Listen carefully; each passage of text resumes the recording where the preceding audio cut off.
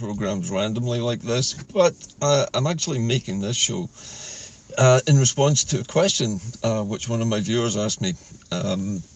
Peter Lamont in Inverness, and you know who you are, was asking me why I believe the Scottish Government has largely ignored both the Scottish Sovereignty Research Group's recent conference, basically not even responded to the invitation to attend it, to even talk about it. They seem to also have not reacted in any way at all, not even acknowledging it in any way. The absolutely epoch-making speech made by Professor Robert Black, the highest legal mind in Scotland, as a King's Counsel, where he said quite openly that up until recently he'd accepted the United Kingdom's narrative that Scotland had joined the Union voluntarily, but he's now changed his mind, and he said, having reviewed the history presented to him by Salvo of what happened to Scotland and England after the signature was dry on the Treaty of Union in 1707, was that Scotland was extinguished as a country, and all of its institutions were either permanently altered or were destroyed. But then he looked at what happened to England. Now, according to the English narrative on this, both Scotland and England, as independent countries, were supposed to have been extinguished, and new legislation was supposed to be enacted, creating the new United Kingdom. However, the history proves that that never happened. And Professor Black has finally been the first, I think, King's Counsel in Scotland to acknowledge that Scotland isn't in a union. The union never actually happened. We're not bound by its rules or anything else, and that we are in fact a non-self-governing colony or non-self-governing territory of the United Kingdom, in the same way that places like Jamaica or the Bahamas or India or formerly Ceylon, now Sri Lanka, were also colonies of the United Kingdom. Now, why would a party which at its core and at its inception existed primarily to promote and achieve independence ignore something as important as this? I think it's a very valid question. Now, I can't get inside the mind of the ministers in the Scottish Government. The SNP ministers are the ones who would decide about whether or not to react to this. But also, I think the Scottish National Party itself, the SNP itself, as a body and as a member-led organisation, could also have taken a decision to send some representatives. Every SNP MSP was invited to this event, the SSRG conference in Dunfermline about 2 weeks ago, where all this happened, and yet nothing was ever heard from them. There was no acknowledgement even of having received the invitations. So why does a government, ostensibly peopled by a party which is supposedly looking for independence, why would they ignore something as vitally important as this? I can only speculate, but I think there are several reasons why a party in government might choose to ignore something as vital as this. And I suspect that these fall into two broad categories. One of them is, I think you could probably say, is a human factor. If you're an MSP, or indeed if you're a Scottish minister, you've been elected, and you're working, representing your constituents in Holyrood either as an MSP or as a minister, then you have that position for, I think it's 5 years, right? So it's not a very long sinecure that you have. You've got 5 years or so of a pretty good salary, to be fair. I mean, something like between 64 and 84,000 pounds a year, which is, in anybody's book, is probably about 2 or 3 times the average salary of your average Scottish worker. So they're pretty well recompensed. And the most obvious human factor in this would be fear of losing your job. So if Scotland did finally start its process of decolonisation, then those very same MSPs and those government ministers, if they're elected again in 2026, would then have to deal with the United Kingdom government and negotiate this decolonisation process, because once it starts and the UN mandates it, the UN member concerned, that which would be the United Kingdom, is duty bound then to take action and to actually begin the process of negotiating the various steps towards independence with the administration of Scotland. And I'm saying the word administration because I would argue that Holyrood isn't a government, despite the name. It is an administration. It's the administrative arm of the United Kingdom government in Scotland, running Scotland on behalf of Westminster. And of course, it's peopled by members of the SNP, which is ostensibly a pro-independence party. So why ignore this? So it might be just the fear that either they might lose their jobs if they back this, or there's maybe a fear that they might be punished by their own leaders. John Swinney might eject you from as a minister for having the barefaced cheek to go behind his back to a conference and listening to what was happening, or even, God forbid, supporting the ideas that came out of it. So there's that. There are those fears, the fear of basically being punished by the leader of your own party or the leader of your government, the fear of perhaps losing your job, and also the abject fear of having to negotiate with the United Kingdom government after the decolonization process begins. But that's the best case scenario. That's if you take the SNP administration as a group of human beings who have their own self-interest to look after. I mean, everybody does. I'm not saying that's something that people don't do. You want to protect your income, you want to protect your job, and that's understandable. And you don't want to get into trouble with the boss. But that's just putting a good spin on it, and that is a possibility that people thought, I'd quite like to go, but I dare not do this because I don't want to upset my boss. Fair enough? Maybe. Okay, that might be one potential explanation for why this has happened. Now, I would also like to point out, just at this moment, that there were three things that happened which the SNP administration in Holyrood has completely ignored. One was the fact that the conference was taking place at all. They've ignored the invitations that were sent out, and there were many of them. Every SNP MSP was invited to come along and to chat about what was transpiring and what was being discussed and what was being said. And they could have participated, and they should have participated. As the party of government and as the party of Scottish independence, they ought to have had probably the biggest representation of anybody at that event, and yet they just weren't there. Okay, so there is that. The other thing they ignored, apart from this invitation, were two things. And one, I think, is probably of the most historical importance at the moment, and probably the biggest shock of all, was Scotland's senior legal counsel. And this is Professor Robert Black, KC now, right? King's Counsel. This man is the most senior legal expert in Scotland.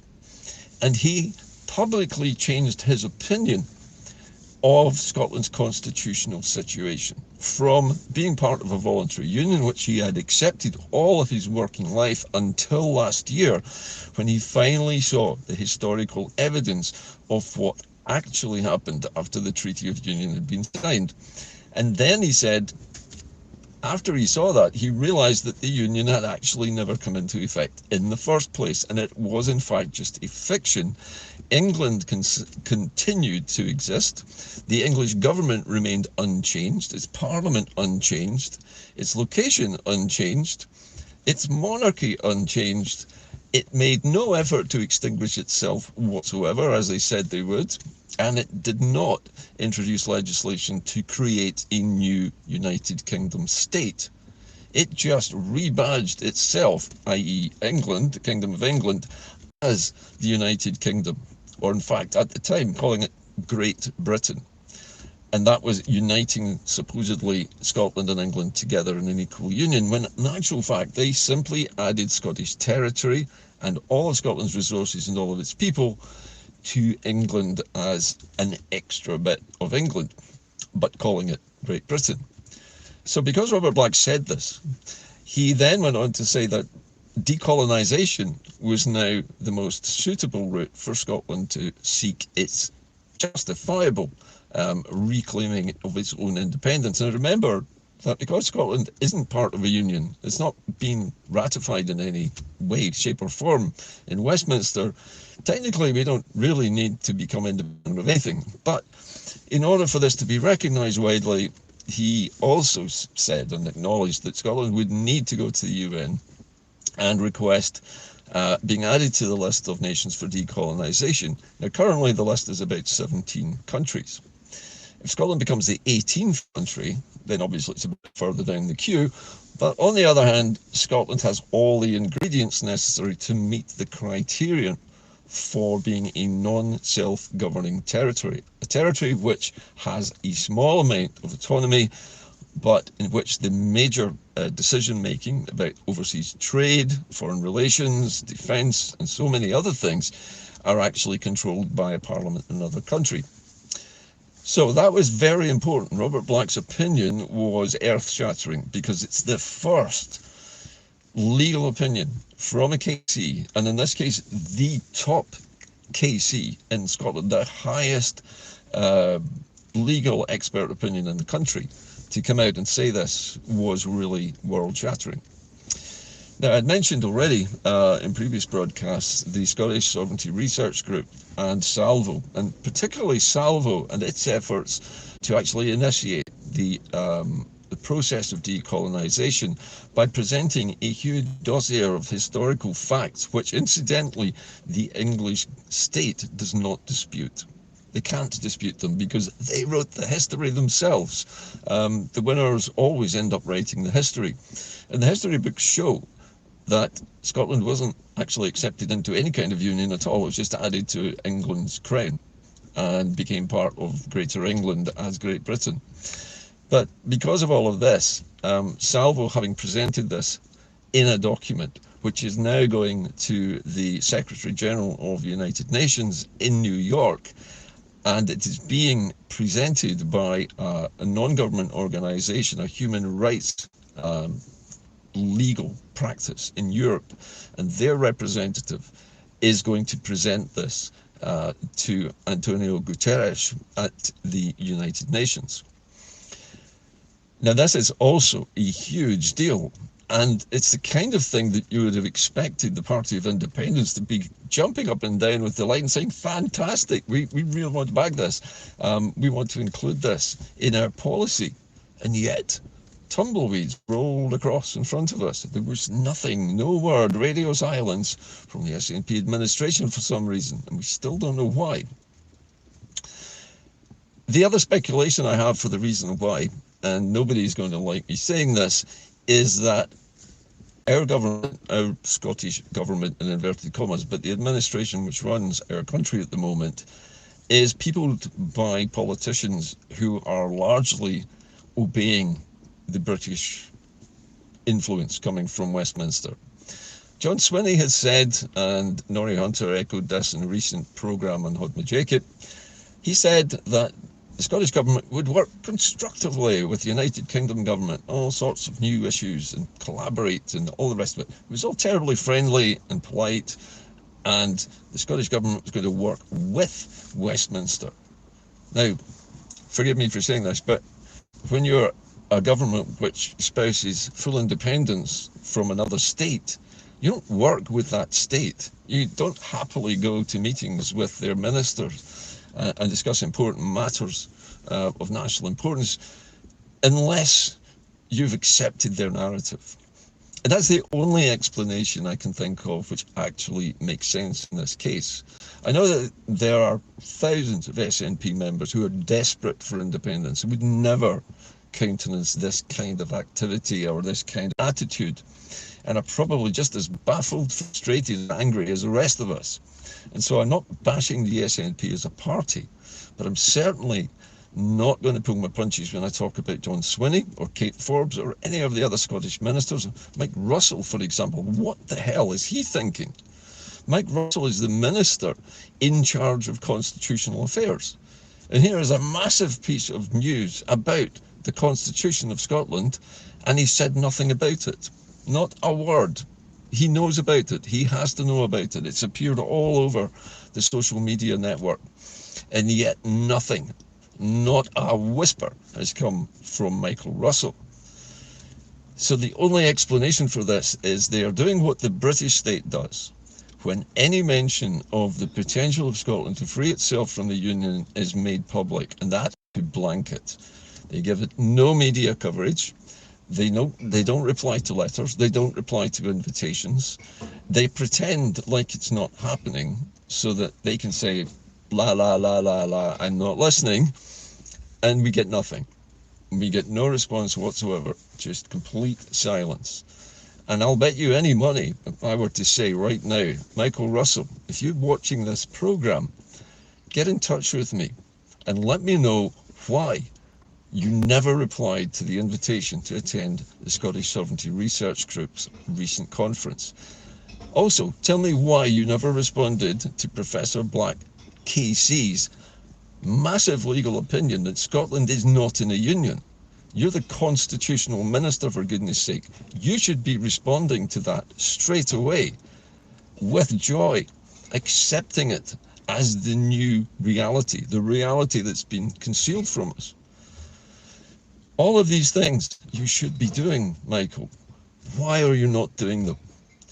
You're in the twilight years of your political career. You've got nothing to lose by accepting this. Even if you were to lose your job, after 2026, you could retire happily. There is no risk in this for you. There is only good news for the people of Scotland. So why are you not doing something about it? And as I say, we can only speculate about this. But John Swinney, Kate Forbes, and Michael Russell certainly, and maybe many other Scottish ministers, seem to be under strict instructions not to respond to this at all, to pretend that it's not happening and to act as if they haven't heard about it. That to me is shocking. It's disgraceful. It is a colossal betrayal of every SNP activist and member and every SNP voter, and I include myself in that number. I voted SNP for decades because I trusted the party to work towards independence. But when I see them not responding to something as momentous and historic as these events, I am convinced now that there is something badly wrong with our Scottish SNP government. And it's something that could only be fixed, probably by replacing them. At least replacing the SNP's parliamentary leadership with a new group who do accept the new political realities, the legal and lawful realities, and the process which has been begun not by our politicians, not by our leaders, but by experts in their own fields, professors, doctors, top journalists, and even now a British diplomat or an ex-British diplomat in Craig Murray who endorses this, sees the legality and the lawfulness of this new reality, and he fully supports it. Why does nobody else? Anyway, let me leave you with those thoughts. If you're as angry as I am, then leave some comments in the comment section of this program. And if you still want myself and Norrie Hunter, who's my partner on Hod Majakit, to keep broadcasting, please make a donation to the Inde-Car donation line. It's you'll find it under Partick Driver. That's my handle usually on X. And if you want to make a donation, please do so. And it is keeping me afloat. I'd like to thank the many dedicated donors I already have who've been keeping me afloat just over the last few weeks, but it could do with a bit more for some little bit of comfort, because it's difficult enough when you're self-employed to make time to do broadcasts like this. Anyway, I'll leave you with those thoughts. As I always say, keep the faith, but I've lost my faith in the SNP government at the moment, and I think it's time something changed to get that trust back. And so long as they keep pretending that the political reality hasn't shifted, nobody is going to have any respect for them at all, or trust. And I feel very sorry for all my friends in the SNP party at the moment watching on in dismay while this blanket silence emanating from the SNP's parliamentary group goes on. I'll see you soon. Bye bye for now.